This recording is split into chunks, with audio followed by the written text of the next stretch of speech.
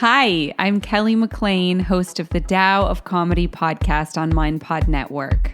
Following the sudden death of my brother, I found myself in need of a major existential search of the meaning of life and death and everything in between. I turned to some unlikely authorities to help. Comedians. I've had the honor of interviewing some of the best comedians in the world, like Pete Holmes, star of Judd Apatow and HBO's Crashing, Daily Show creator Madeline Smithberg, Bert Kreischer, The Machine, and podcasting guru Duncan Trussell. There is a living force in the universe that is completely in love with you. It pines for you. And the more that you turn in its direction, the more synchronicities will happen in your life. My Nana smoked a pack and a half of Salem a day and dropped dead on her kitchen floor at the age of 80 on her way to bingo. That's kind of what I'm going for. I believe that the world is kind of a mirror. I believe in time travel. I believe in magic. I'm a miracle. I'm a goddamn miracle. I'm a Christmas miracle. The podcast is available on mindpodnetwork.com and Tao Podcast, TAOpodcast.com. The Tao of Comedy, because every comedian is a secret sage.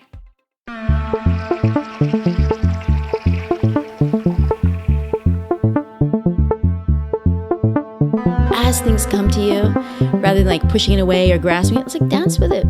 There's something there, like really potent.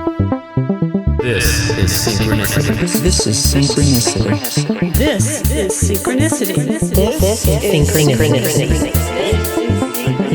This is Synchronicity. This is Synchronicity.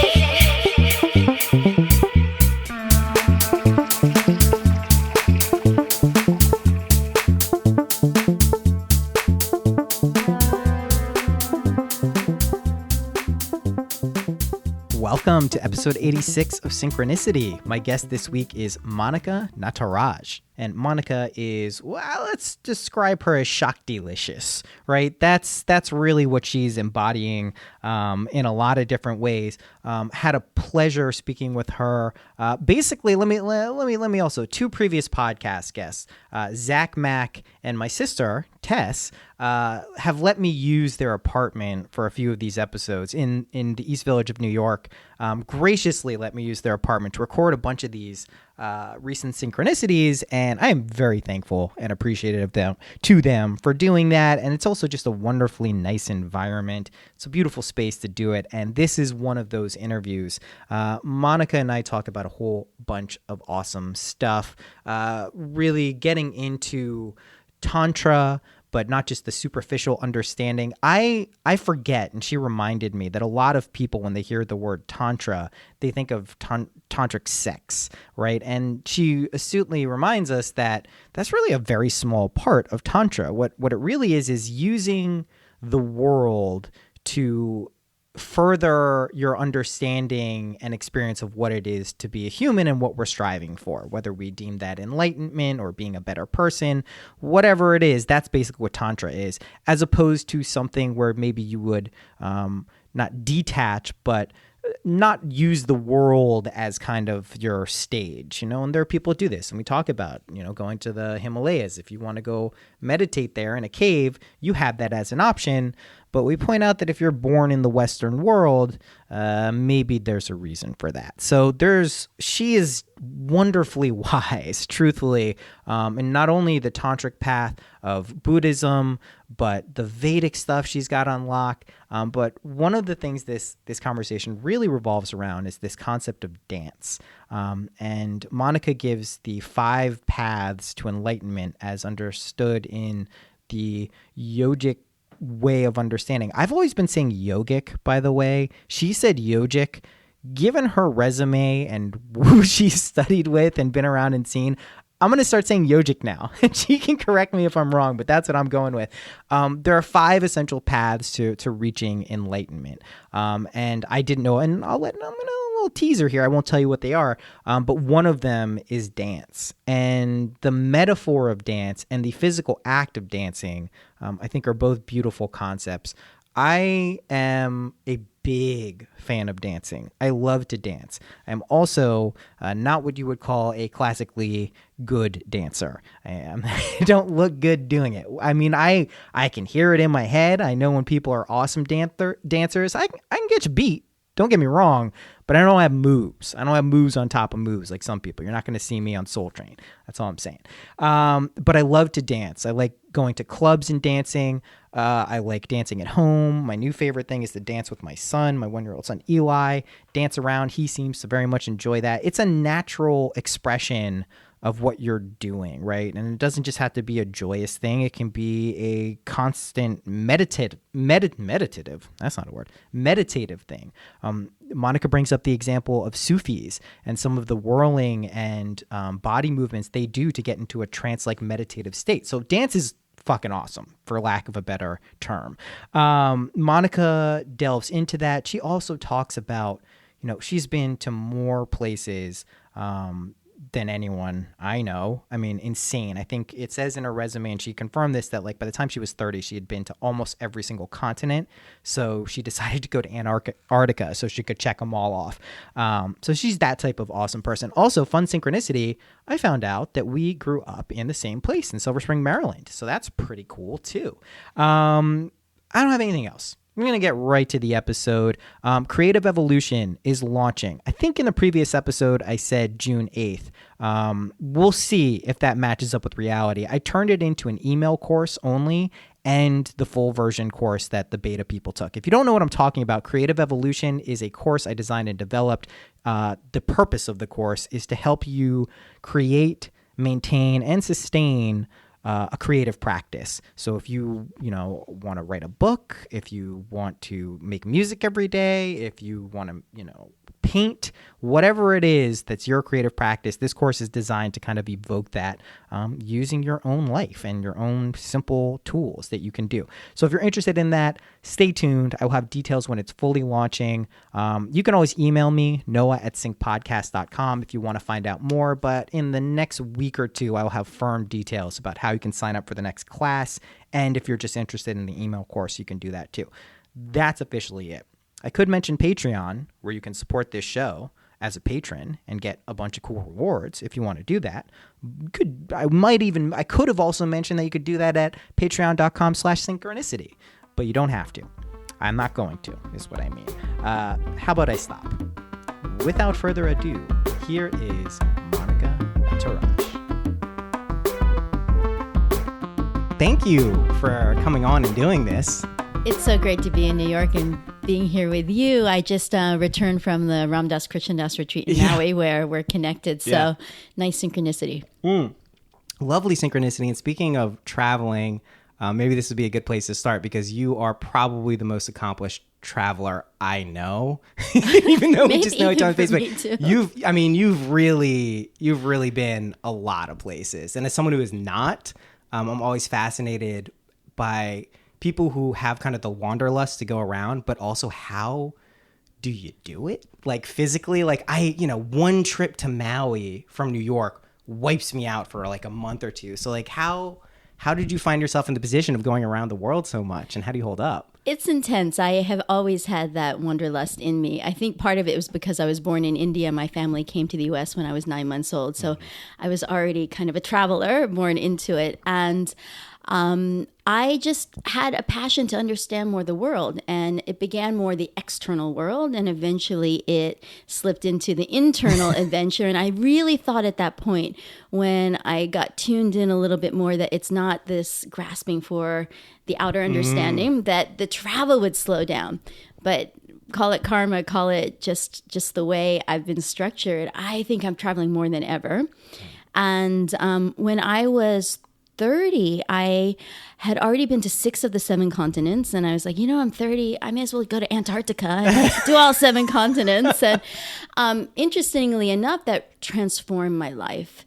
I was working in a big corporation, so I was actually a corporate director, and had thought my life was going to be in New York, and that was kind of a standard formula for living. And in Antarctica, I was so blown away by the nature and just the awesomeness of it all. And I thought, wow, I think I have a good life, but if that's all it is, it can't be enough. It's not enough. And so the wanderlust just got amplified. And I made an inner commitment that I was going to leave my job. I said, you know what? I met someone who, when I was traveling, who said, most people spend 80% of their lives kind of doing daily things that they're not really passionate about, and 20% really following their hearts. And he said, he was an expedition leader on this tour to Antarctica. He said, I flipped that. 80% of my life, I'm in the Antarctic or the Arctic, and 20% I'm in Holland, you know, selling my photos and doing my paperwork and banking. And I was like, oh my gosh, that's my life. 80% of the time, I'm schlepping away as a corporate person. Great job, amazing job. Right. And 20% of the time, I'm out on the road traveling and being the adventurer that I feel I really am. And so I just made the inner commitment. I'm going to leave my life in New York. I'm going to give myself 2 years, and I'm just going to go out into the world and see what I'm really meant to be. How old were you? I was 30. I was 30 at the time. So I did. I quit my job at 32. Wow.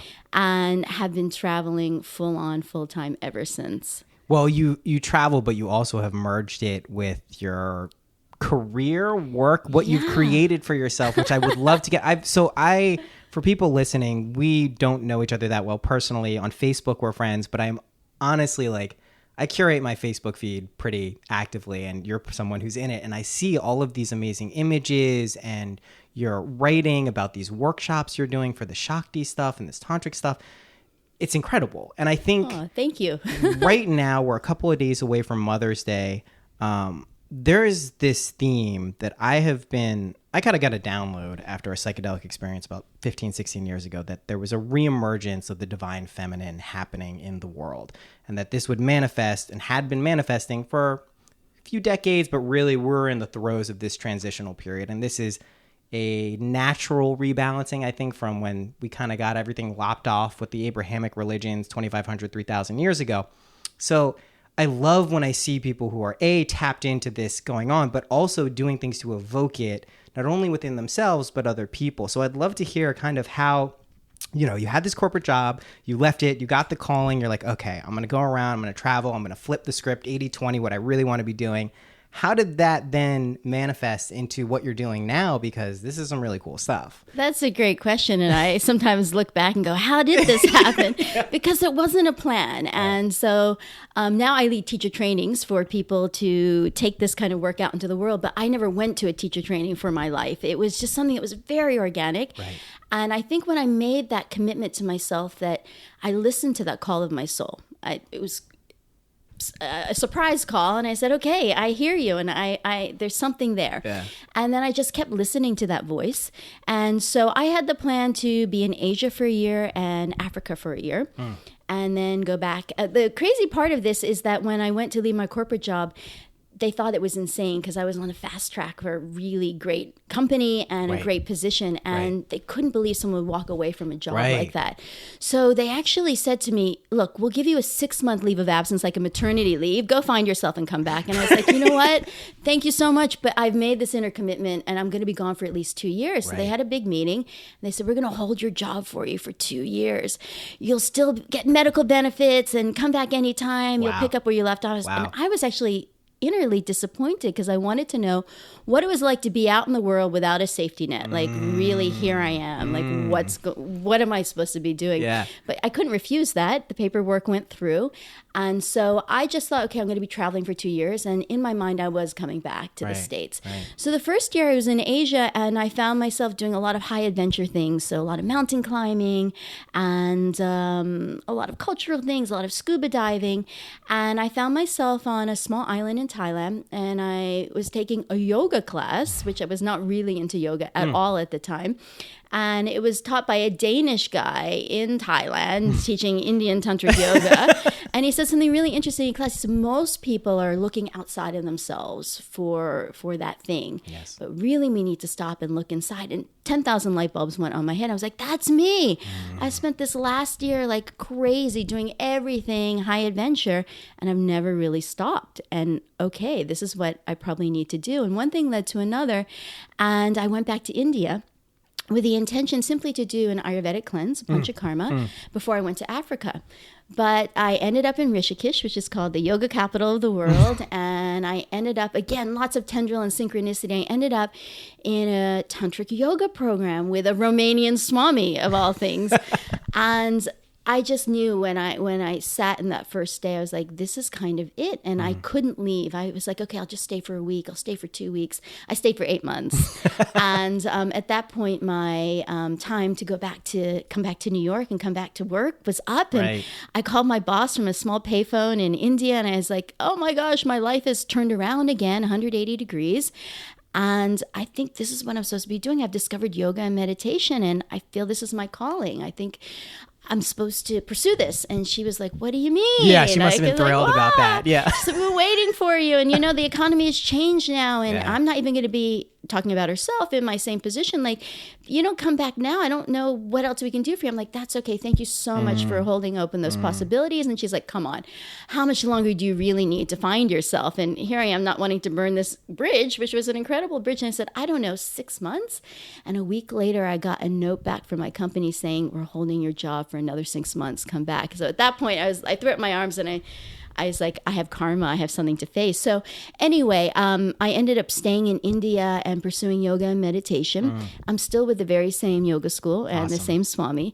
And things just kind of blossomed from there. While I was working in New York, I was also a professional belly dancer. So I was corporate executive by day, nightclub belly dancer by night. And what was so interesting as we were going through this really intensive and beautiful kind of yoga university, tantric yoga university, I realized everything I was learning about energy and chakras and consecration and ritual through the yoga was actually something that was there in the belly dance, but I was never taught that way. And I started to make those connections between this internalized form of dance that was very tantric, because it was really about dancing from the inside out. And so much of the yogic philosophy, the tantric philosophy, really. So as I was learning things through the yoga course, I started to explore them through movement. And I was like, you know what? This is the same as a yoga posture if you focus the mind in this way. And so I kind of developed my own parallel practice. And of course, it was interesting and people caught on to it. And so I was almost immediately asked to teach and share. And so that's kind of how it happened. I just was luckily exposed to really incredible teachings, and I found a way to find an embodied path to them. So here I am now. I mean, I love it because a lot of people have this happen to them. I'm going through something right now where, you don't have the intention or idea to do something specifically, but then things tend to manifest around you in your life. So for me right now, I'm in this crazy astrological something is happening. People are coming to me being like, you should talk to this astrologer. I just found out I've been doing this creativity course, a beta version of something I'm launching. And we found out last night, by coincidence, I had no idea that it was literally synced to the lunar cycle. And all of these things are coming on. So I know exactly what you're talking about when you kind of, whether you're even consciously aware of it or not, it's still kind of guiding you and bringing you and letting things manifest. And you talk about this idea of karma, especially with your job, which I think is hilarious. That's like one of the funniest things. It's like one of those Maharaji stories where you're trying to leave and you need a passport and there's no way to get it. And then magically you get it. Like, that's pretty incredible. So has that been kind of your experience throughout your life, or was that something that kind of flipped on when you made this decision to go kind of pursue what was going on internally, which you thought was externally? I would have to say, looking back, I mean, part of it, I could say I had a really square upbringing and also some really incredible things and traumatic things happening in my childhood. And also a background with parents who were very open-minded when I was growing up. My father's Hindu, my mother's Christian, both Indian. But we used to go to Jewish synagogue and Mormon temple and the Sikh temple and to the Catholic day school. And it just went on and on. So I was always exposed to really open-minded view. And in fact, we used to have pujas. We used to have bhajans in our house every Thursday night. My father was a devotee of Sai Baba. Oh, cool. And so there was part of me that was exposed to a lot of that, but there was also a rejection somewhere in me too. So I would have to say, to a certain point, until I made that decision just to leave my life, my mind was in a box for sure. Right. And except for the belly dancing, which I think was that divine feminine coming through its own way, through the back door, through the stage door. It was not something that I could say, like now I look at a lot of women and men also who come through the programs, the Tantra programs and the yoga programs, and they're so tuned in at a really young age. And I'm like, whoa! Right? Like you really see this shift in consciousness. You're like, oh my goodness, like things are changed. Things are changing, they have changed. It blows my mind and things are so accelerated. People are connecting the dots. People are born with a certain openness that my generation didn't have. Yes. And it's incredible to see. It's fantastic. It is really incredible to see and fantastic. I mean, just a limited period of time, 15, 20 years ago, the types of conversations that I have on a regular basis, not just for this podcast, but daily, you know, if you said some of this stuff to the wrong person, then you would be potentially labeled an insane person. Sure. So it really is incredible. And I know exactly what we're saying. Like some of these people, I'm 33, but some of these kids, man, 25 and younger, how tapped in they are to like the reality, you know, the real reality of what's going on is truly astounding. And I think it points to that we're in this very interesting, the old Chinese curse thing, but we're in this very interesting transitional moment where a lot of stuff is happening. We're seeing old paradigms kind of being destroyed. We're seeing new ones begin to be planted and emerging, but they're not here yet. And the old ones aren't gone yet. So it's very interesting to see how all of this stuff is kind of coming together at this point in time. So I want to delve into a couple of the things there. So the Shakti dance stuff, dancing to me is very interesting. I have a very interesting relationship with dance. I'm not a good dancer in a traditional, that looks good, you look good dancing sense, but I love to dance. I've been going to electronic music clubs since I was 16, like, you know, basically I wrote for a Dutch magazine so I could get into these venues. You know, a lot of people at these things are on drugs and, you know, having a great time. I was stone cold sober. I couldn't drink, couldn't smoke, couldn't do anything because I was super underage. But I remember dancing for like 8 to 10 hours at a time and just feeling amazing. Like it was like and to me, music and dance have always been clear paths to accessing divine energy. Absolutely. So I'd love to hear kind of how that, because you described it as kind of the back door, right? You didn't know, but it was still there, which I love those things when they actually have been going on this whole time and then afterwards you connect it. So how has dance kind of influenced your life throughout, you know, before and after kind of this discovery? Sure. I guess as most kids, we all pick a hobby and dance was always mine. So from 5 years old, I was doing ballet and we became really close friends and still are with my first dance teacher. And so dance was, that was my portal as a kid. Like that's what I did. And even in college, I did a little modern dance and then I stopped dancing. And again, it was on an adventure in Egypt. And I was with my sister. We were in the Khan al-Khalili, which is a really funky market in Cairo, and we met 2 Egyptian guys and they took us out that night to a really seedy nightclub and there were live musicians and there were belly dancers and the belly dancers looked like they wanted to be anywhere but where they were. And so when it was their turn to dance, rather than dancing, they just got the audience to get up and dance with them. And so my sister and I looked at each other and were like, we can do that. So we got up on the stage and my sister actually knew some Middle Eastern moves. Sure. For me, I was like punk rock dancing. I had no idea what I was doing. And I remember leaving the nightclub that night and I turned to my sister and I said, you know what? I love Egypt and I want to come back. But when I come back, I want to learn their dance. I want to know their dance. So when I came back to New York, I was still working for the big corporation. I told a friend of mine that and he laughed. And one day in intercompany mail, I got a clipping from a newspaper and it said, Jolynn, housewife by day, belly dancer by night. Jolynn, 50 years old, is a belly dance star in New Jersey and New York, etc. And so my friend wrote on, he's like, how can you be corporate executive by day, belly dancer by night? I was like, I can do it. So I found Jolynn. I started to take classes. Before I knew I was performing. And then I started to study with her teacher here in the city, Serena. And it became a crazy parallel life. But I think without that, I think it it was a rounded way of existing, because it's, you know how it can be in the city. You can be really a business-minded type A person, but to have that dance and like to be able to be with women after work with the music, which is such a big part of it, and then to actually have the opportunity to dance with live music was incredible, because it really was about being the body poetry to the music. It was really about expressing that part of it. And I fell in love with the whole ambiance and just the way I felt through it. And I felt a lot of things opening up within me. And I didn't know it at the time, but it was like my chakras were awakening. Yes. And so actually belly dance done on a conscious level, you're actually working on all the different levels. And while I wasn't taught that way, it was happening regardless. Yes. And when I started to learn more about yogic philosophy and transformational practices of the East, what became really interesting is that in Vedic philosophy, there are in ancient Vedic philosophy, there were identified 5 different paths to enlightenment, to self-knowing, to awareness.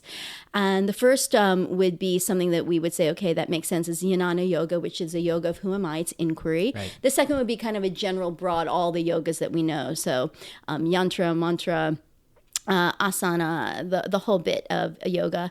The third, which is a little bit surprising, but not maybe for you, would be grammar, but not the grammar that we learned in elementary school or high school.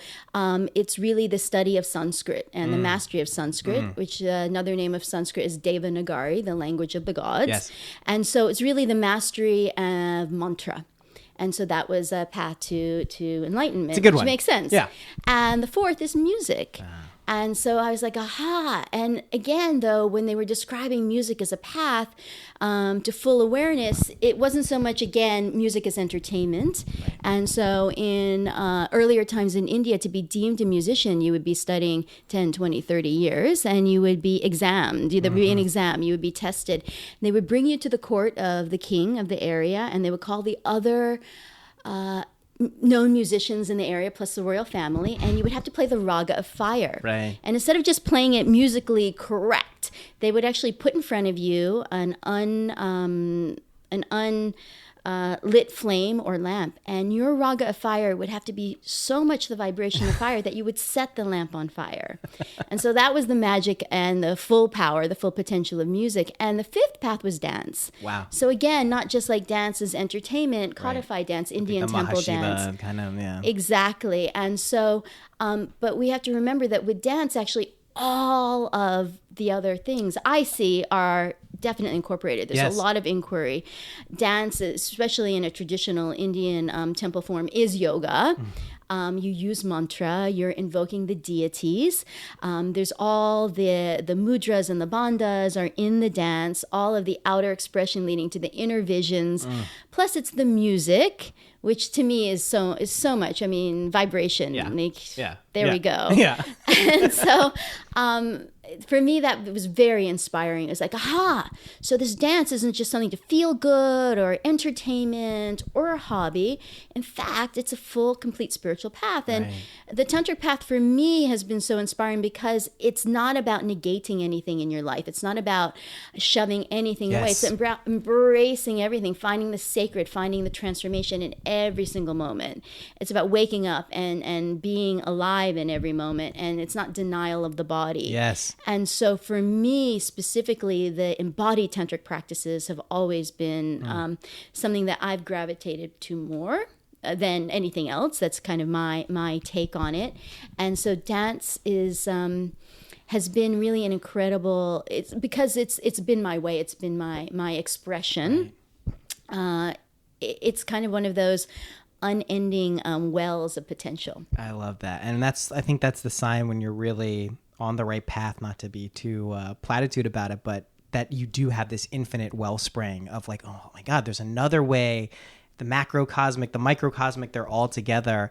So I love this. I am not a tantric expert by any means, but I do understand the principle that a lot of it is going into the world. It is not kind of this ascetic, let's go into the Himalayas and meditate isolated, which I think many of us, regardless of where we are in the spiritual path, we get an inkling of that idea at some point. The world is suffering. There's so much friction and drama. I need to get away from it. If only I could meditate and be by myself, then everything would be great. that to me never made a tremendous amount of sense as someone who is kind of brought up in the Western world. Because I think, and again, this has a lot to do with our metaphysical conceptions of why we incarnate on Earth, whether it's a choice, whether we're making that choice. But to me, it always seems to make a lot more sense that we go into the world to understand the sacred. The sacred is in the mundane. There's not these two separate. There are, for our sense, like the unseen world and the day-to-day reality we live in, but ultimately they're the same thing. So whatever path we can use to get there ultimately will serve us the best if it's incorporating both of those things. Could you tell me a little bit about Tantra? And I know there's right, the Vedic, then there's the Buddhist, there's different levels and layers to this, and I'd love to find out more about it. Sure. Tantra as a concept, as a word, it's a Sanskrit word, and it means web, net, or warp. And it's the recognition that everything is interconnected, that the universe is a holographic system, that us talking here Yes. and the way we're moving the winds here in Lower Manhattan affects the way that the waves move in Japan, affects the furthest planet spinning. And Tantra is also kind of the merging of opposites to reach that transcendence, that wholeness. And it's a deep, deep embrace of reality being both Shiva and Shakti. So Shiva being the divine consciousness, great spirit, the transcendent, and Shakti being the manifested world, being all the energies that we are experiencing right now. So you probably know and speak about this, that many people say, well, this world is Maya. It's the great illusion. Right, samsara, Maya, it's right. Samsara. Right. And, we get lost. We get lost on the stage. We forget we're actors, We think we are Hamlet when we're just playing that role. Right. And the Tantrics have that kind of awakened view as well. They realize, yes, this is not the ultimate. This is just, another form of illusory manifestation, but we can work with this. Right. You can work with anything that's in front of us. Like, where did it come from and why is it here? Like, there's a reason and there's a teaching in all of it. So the Tantrics give us practices that we can be awake in everyday life and in every moment. And it's not about just going to the monastery or cutting ourselves off. Like, we have awakening practices in the marketplace, in dance, in lovemaking, in eating. So the Tantric arts, most people, when they hear about Tantra, immediately, especially in the West and even in India, they think sex. Right. Yeah. But really, if you look at the classical texts of Tantra called the Agamas, only about 10% actually address specifically, you can say, the sexual energy, not so much sex. So a lot of people think the Kama Sutra is not actually a Tantric text. Ironically, that was written by a monk for householders. So it was a celibate monk whose guru told him, look, go out and find out what people are doing and like help them to make this work for them. So while he wasn't doing the act himself, he wrote about it. But in the Tantric lore, you'd say about 10% somehow addresses the sexual energy. The rest is sacred dance, sacred architecture, mantra, yantra, all kinds of things, really. Right. And so that's been, for me, being having grown up in the West, to find a spiritual path. I touched the earth that there was such a thing as Tantric because I didn't have to give up anything in my life. Right. I just learned how to relate to it differently. Yes. Incorporate it a little bit differently. Yes. Be awake in the world, which is great. That's what that's been my path, and that's what I've been meant to do. And it's so beautiful to see other people, like, we're all rising together. Yes. In this way. That to me is a very kind of what has emerged from this podcast and this show is kind of this nexus point between the very deep mystical experiences we have, but then our regular lives, and not moving too far into either one of those to forget that we have a zip code, we have a name, but we also are divine beings and have access to incredible amounts of things that we don't even conceptually realize. That's why I love when we're talking about this stuff. That Tantra, it's always been a term that's resonated with me, specifically for the reason that you go into the world, right? You're not pushing it away. I love that. So what else? You also have, you're very humble about it, but you have studied with some amazing teachers from so many different lineages, from Shambhala to your Swami Vivekananda. is that name pulled from the Ramakrishna order? Yes, exactly. Cool. Okay. Yes. And that was the name that he was given when he took Swamiship in India many years ago. Amazing. Yeah. One of my, if not my favorite mystic is Ramakrishna. It's just, I could read. And he is a tantric. Yeah. So there's left-handed tantric and right-handed tantrics. Can you explain the difference? Sure. So tantrics are all working with energy, and they're working with energy for transformation. Right. So a great example of a tantric that we might not consider as a tantric when we're thinking about more of a generalized view of tantra is His Holiness the Dalai Lama. Sure. He's a tantric Buddhist. And but he is a right-handed tantric, meaning he will work with all the energies, all the chakras. He'll even invoke and work with the sexual energy, but not physically. Right. So oftentimes I've gotten tantric initiations from the Dalai Lama where he says, "Okay, now visualize me, coupled with dakini at the top of your head." I'm like, "What? Why is he doing what?" But so he's working with the masculine, the feminine, the kundalini, the rising through the crown through visualization. Right. So he's working with all of these things, and but that's not right hand? That's right-handed. Gotcha. So it's not physically. Right. The left-handed are working with it even through the body. Right. So maybe starting with genital contact or arousing the energy specifically in the second chakra and then rising it physically. Right. So I don't even know what the question was, but no, the answer was interesting. No, that's an incredibly interesting answer. So we have tantric masters all over. Yes.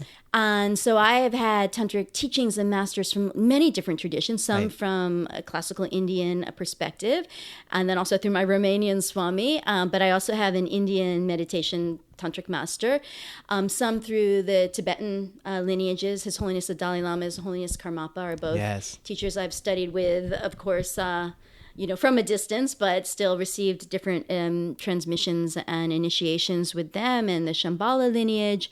But I also study the Sufi path because of Sufi whirling. I'm just really inspired by any mystical movement form. So whirling, spinning, inspired by Rumi, and really working, again, tantrically, you're working with energy. You become like a centripetal and a centrifugal force all at once.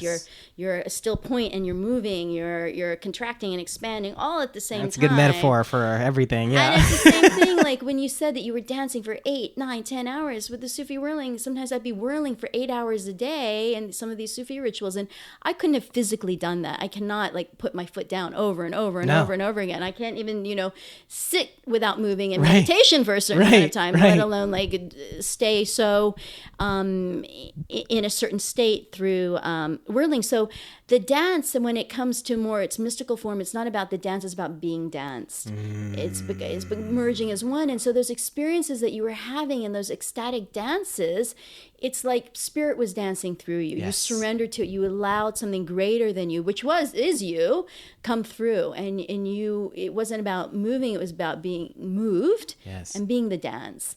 And so, in fact, even today, when we look at mystical movement forms, ecstatic dance, especially when it's done with consecration, with prayer, with dedication, in an environment that is not so much tainted with alcohol and drugs, and with inspired music. Yes.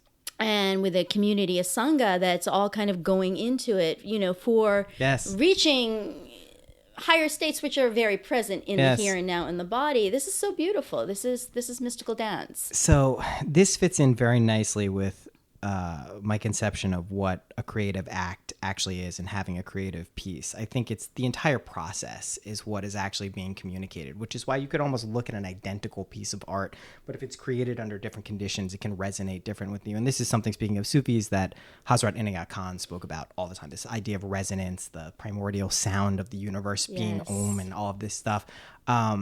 It's so exciting, right? It's incredibly exciting. And I noticed it. I was on the train ride down. I was listening to there's a series of mixes that come out of Burning Man every year from different camps, electronic music camps. They put these huge sound stages. And I'm always telling my wife, I'm like, these are the best mixes I've ever heard. They're incredible. They're inspired, to the point where they could be some of the same songs I'm hearing other places. And I know that it's because all of these people have gathered in this place. Sure, some of them may be on plant medicines and God knows what, but they're doing it for the community. It's this thing. And that energy is transmuted, and the DJ's the conduit for it, and it's truly an incredible thing. And I think that also serves as a very wonderful metaphor for how we should be being, whether we're listening to music, whether we're dancing, whatever. Like, this is what is being communicated through this. And when you say, it's like the spirit is dancing you, that's exactly what it is. This is the flow state we're talking about. Like, that is what's happening. And to kind of get out of the way and allow that to happen is like, that's one of the best things in the world. Like, sure. It is incredibly exciting. At the end of the day, it's about being present and surrendering. Yes. And that's what's happening when you're in those states. You're just really present to, and you're surrendering to something coming through. And that would be meditation in everyday life. There is a certain state of surrender. And so, and inquiry, like, who is drinking this water? Right. Where is that impetus coming from? Where is it disappearing to? And so it becomes really fascinating, and it's exciting to see that they're just waves of people who are waking up kind of in this everyday level. Yes. And not having to look towards teachings of ancient times or masters who are in a much more, I won't say narrow, but I would say at least what they're sharing generally, because maybe even David speaks about this, they're the outer, the inner, and the secret teaching. So even the people who might look quite narrow, ultimately, like even when I was first learning about the Sufi path and going into the durgas, and it seems so dry on one level, of course juicy on the other, but I was like, you know what, these are hidden tantrics. So like, I'm sure if I was in the back room with them, they'd be talking just like my Indian teachers, full on with their zikr. I mean, they're using the chanting and the breathing, like a pranayama, and the whirling and the music, like it's all there. But it's in everyday life. So I think that it's super to see just these waves of people waking up and not having to necessarily have people acknowledge them. Like, they just know. You like, at a certain point, and fantastic. Wow. Let's keep going. I love it. I mean, you're touching on Chogyam Trungpa's, one of my favorite teachers ever. This idea of spiritual materialism and grasping to this identity that you may create for yourself. And I will say, you're a master at this, and I love people like this who don't identify with their roles so much. They're aware of them, of course, but you don't have to fixate, this is who I am, this is what I do. If that's challenged, I'm going to get defensive. I love that you're talking about, I mean, you're clearly steeped in numerous lineages. So you're not saying lineage and tradition and the wisdom that gets passed down isn't important. Of course it's important. And I talk about this a lot with people. Like, it's one thing to say, I'm a meditation teacher now. It's another thing to go study with someone who's been steeped in this and then be like, okay, I think I'm going to start incorporating some of this. But what you're also saying is you don't have to. None of these practices, as far as I can tell, you don't go out and externally gain something and add it to yourself. It is much more of that idea of uncovering what was already there. And that's a very important thing, because I think when some of us can kind of get tuned into various spiritual practices, it can be very alluring. There can also be cities and powers that come along with some of these things that objectively and subjectively can be amazing. But the idea is that we just do what we're going to do. We are open to what's going to happen, and we don't have to look or be a certain way. And we especially shouldn't expect praise or reward because we're doing this stuff. This is just kind of naturally evolving. So my question to you is this: we're seeing these waves of people, young, old, all demographics across the cultural spectrum, kind of tune into this. What do you think is happening? Like, there's something happening. What cosmology-wise, metaphysically, like what is going on, do you think? Well, part of it probably is this collective dream. Like, we all have dreamed this before. I do believe this. And, we're starting to recognize that actually that's not Noah. That's me too. Right. Talking back to myself. We're starting to realize that all the wisdom teachings are kind of our own reminders that we left for ourselves. Like, hello, remember this, remember that. Right. And the wisdom teachings are the wisdom teachings, and the masters are the masters. And, I touch all of their feet because they're reminding us of things and they're giving us a path. Because when I, was just corporate worker in New York, belly dancer by night, things were happening, but I wasn't aware of it. So you can be in a state of orgasm and not even realize you're having an orgasm. You can be in a state of samadhi and not even know that that's what's happening and think you're going crazy. So we do need these paths, and there is something so precious about practice. And about the basic practices. And it's true, as we get deeper into the different lineages, we can get very mystified by, the fancier bells and whistles practice, and they all exist, but it all comes back to some really basic things that are very much parallel in all the traditions. Like the ultimate truth is so similar, and kind of the basic practices, and everything in between is just kind of your personal preference and how much you want to get lost in something.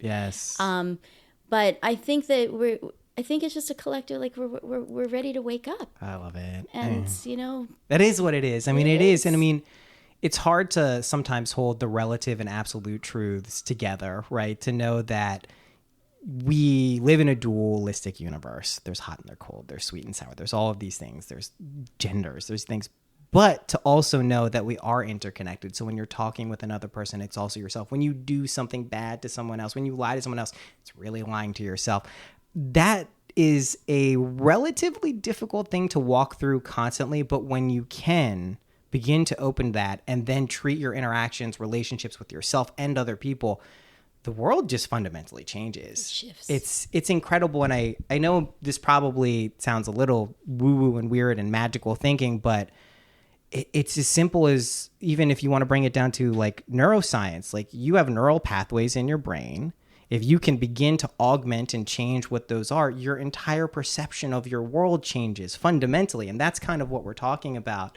I had a question. I forgot it. But that's actually where, as you were saying, with the neural pathways, that's where the practice comes in. And that's where, I do recommend that people go and do a 10-day silent retreat, get it, unplug and go and sit with some lamas and go back into some traditional practices, or, go on a yoga retreat, or go to India and spend a month in the Himalayas and just be in a culture where spirit is interwoven with everyday life.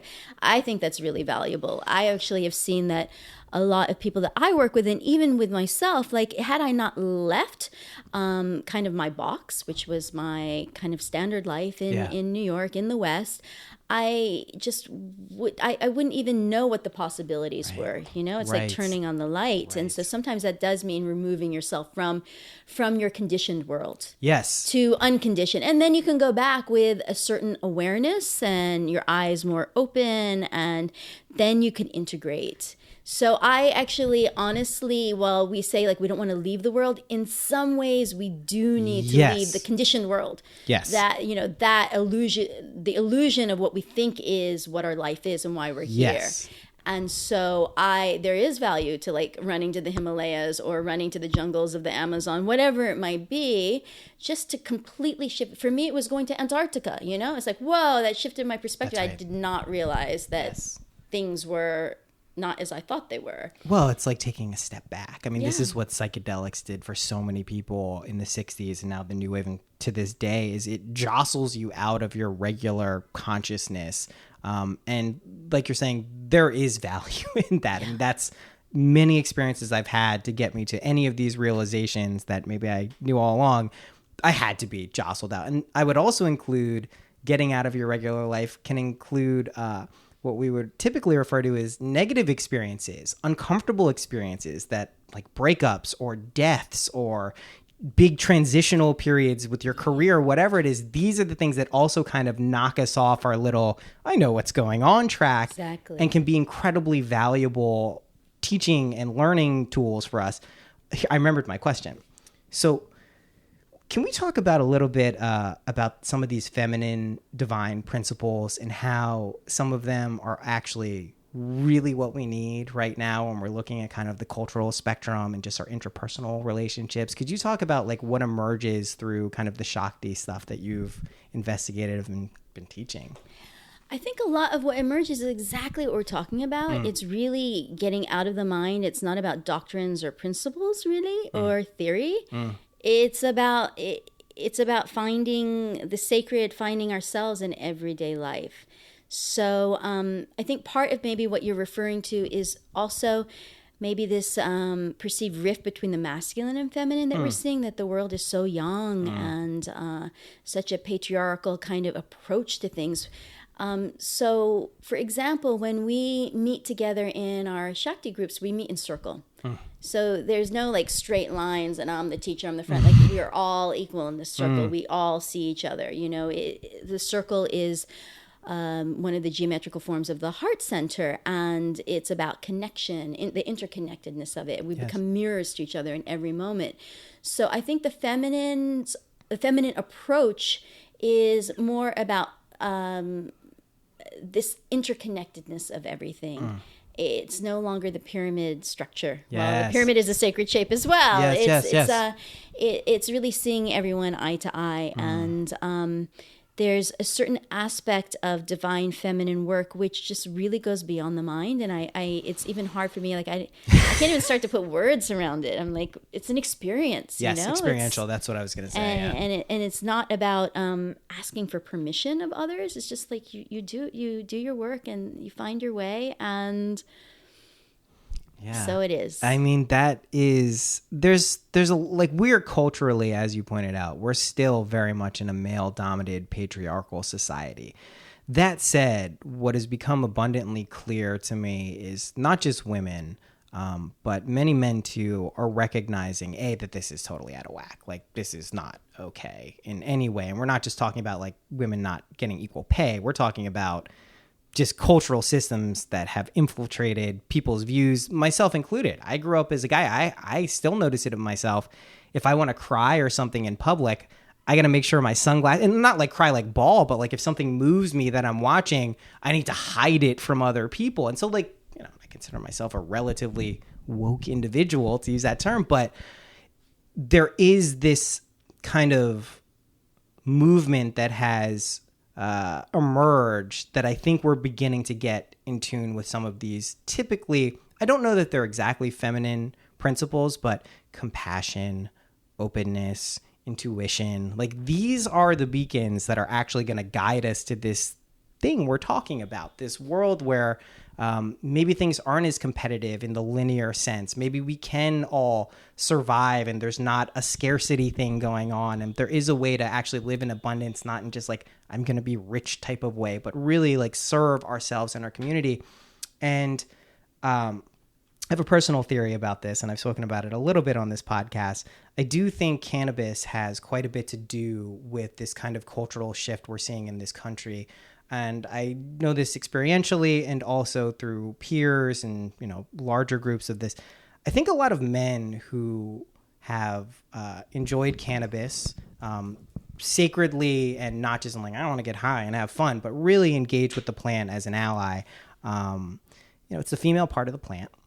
It merges with your consciousness in a very interesting way. And I noticed those things like compassion, being open-minded, being able to listen, do tend to emerge over time for people who engage with the plant in a very mindful way. And I think that as we see, you know, cannabis continue to grow in popularity and acceptance in this country, I think that's playing a small, if not important, role in kind of changing people's ideas. But in the same way that mindfulness is too, this core tenet of awareness and recognizing what's going on, you can see the fucked up things a little bit more clearly and be like, I don't think it should really be like that. That doesn't seem fair. So yeah, I mean, it's an amazing time because, you know, things are changing so quickly, almost day to day. Let me ask you this. We've been in the mystical world quite a bit.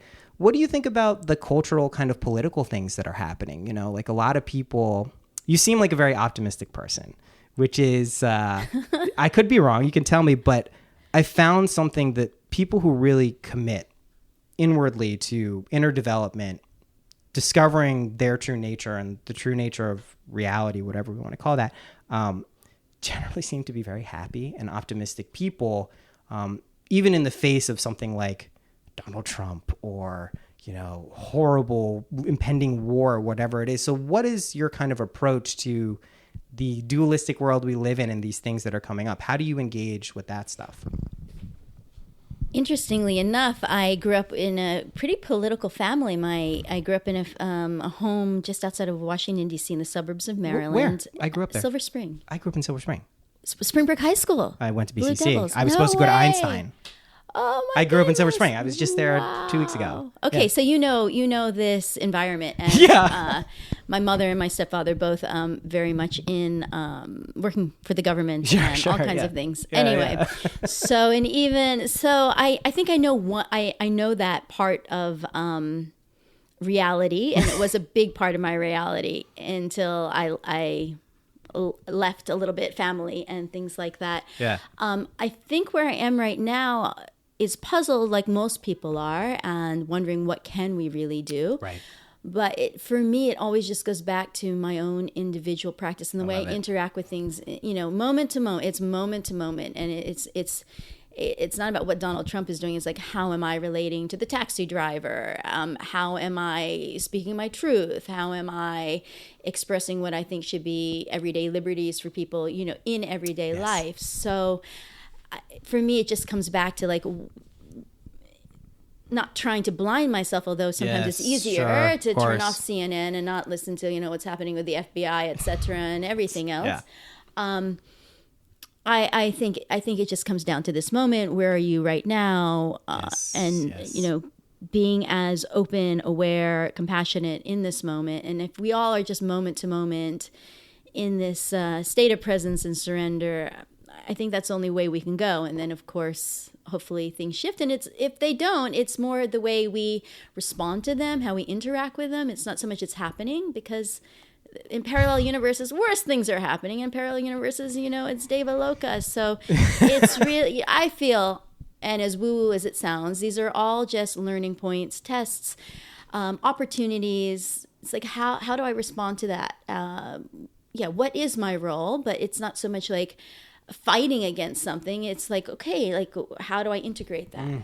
I mean, this is, in my estimation, the correct answer. And this is, we all oscillate in terms of how much we tune in. I think I found finally my happy place of engaging with the political world and kind of what's going on culturally is I'm aware of what's going on. I am not putting my head in the sand and being like, I don't care, it's not important.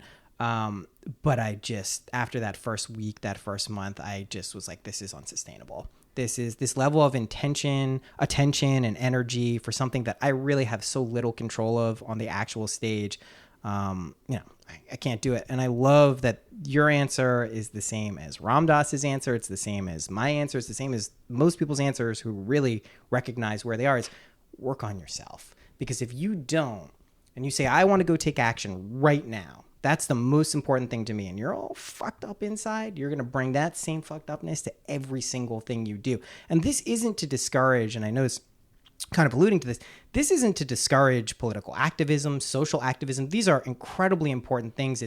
And they're also paths in themselves, absolutely, right? And I know many people who are on these paths. It's just that make sure you know what's going on as you go on that path, because that is a very tantric path. That is when you're really on the razor's edge. You can go either way if you're pushed. So, but I do really think it comes down to, what can we do? How do we relate to this? And it's also the answer of someone who recognizes that you aren't really you, that I isn't really I, that me isn't really me. Yeah, sure, we know that we have to work as individuals and go through life, but we don't get too caught up in these sticky situations.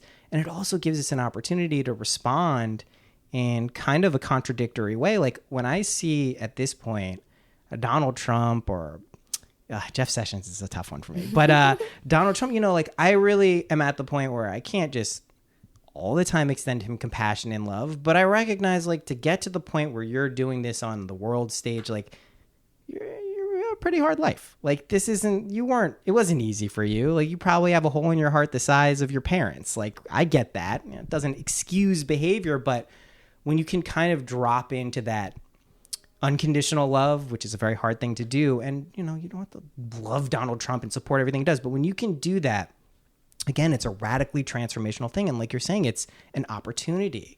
It's a lesson. And that's kind of what the secret behind my question was, is I look at Donald Trump as this avatar of so many horrible things for so many reasons.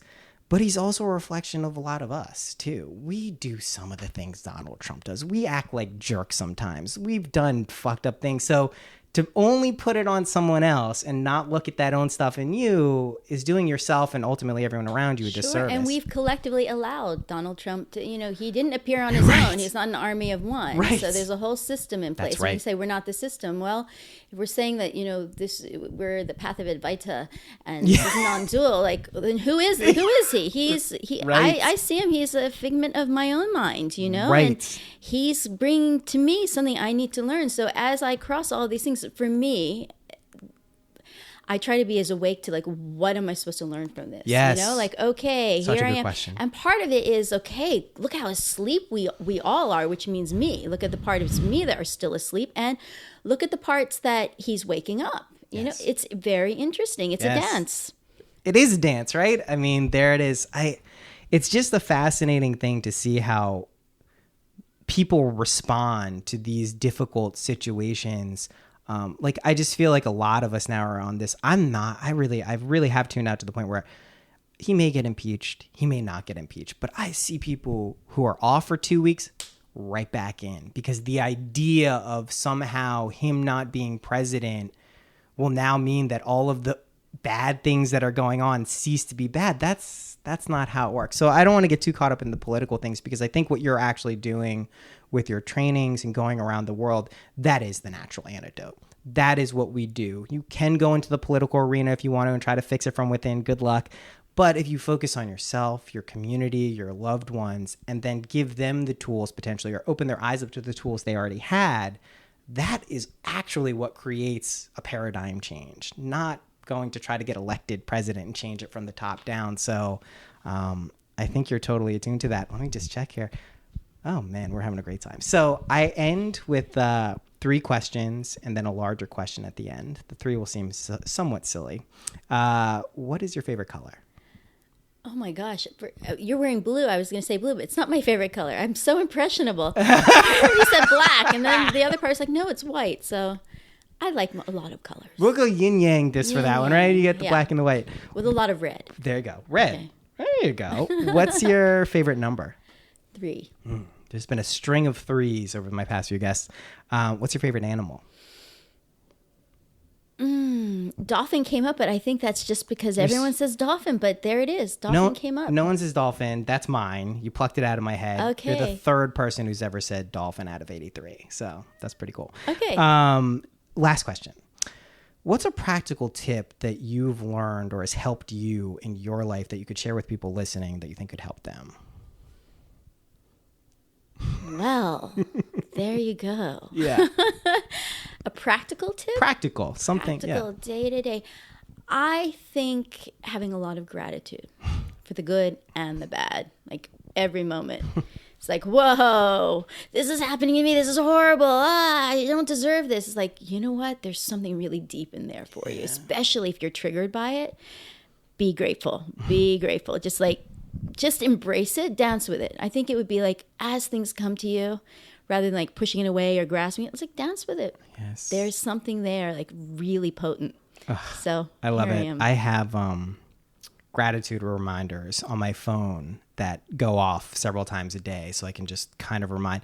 What's interesting is half the time I'll ignore them. Be like, I don't have time for that. Being grateful, who's got the time? But truly, if I were to give one specific thing that has helped me more in my life, it's being grateful. Exactly what you're saying too.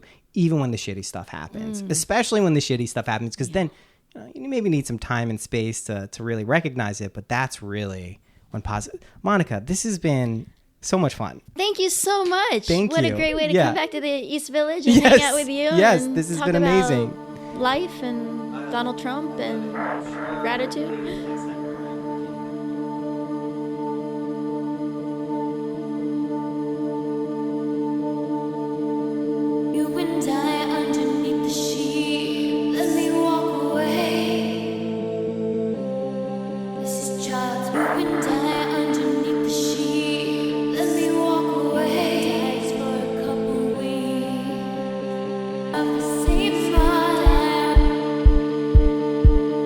Same